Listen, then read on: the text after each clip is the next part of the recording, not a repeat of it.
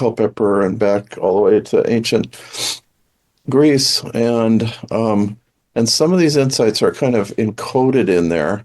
But one thing that struck me as I was just figuring out, as our old friend Tismal, who both of us knew in completely different parts of the country, he said, yeah, he considered fire and water to be the primal elements and to be the opposites than earth and air.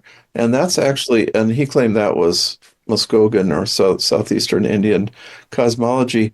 And that's interesting because in astrology, it's actually fire and air that are opposites in earth and water. So, Right. so that actually suggests kind of a paternity there I hadn't ever really thought of. But Yeah, it's yeah, true. They're not the same, even though, yeah. So definitely, I think that looking at the history, these pairs of opposites of fire and water, air and earth, were from Native American yeah, input.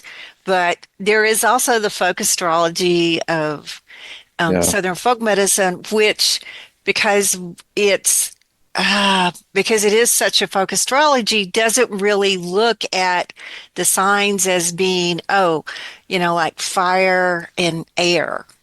yeah, that's true. Doesn't look at them in that type of kind of format. Well, I would say the people that sat down and read the almanac might have gotten a little bit more, but just planting, yeah, they didn't really emphasize. Well, no, they would say planting in a fire sign wasn't so good, air sign wasn't so good, water and earth Right. were the good ones. Earth were the Yeah, good ones. Right. yeah. And But then yeah. and then they had the 12 organ systems with the man of the zodiac, the little, but that you'd have to really study and become an astrologer to have used all that.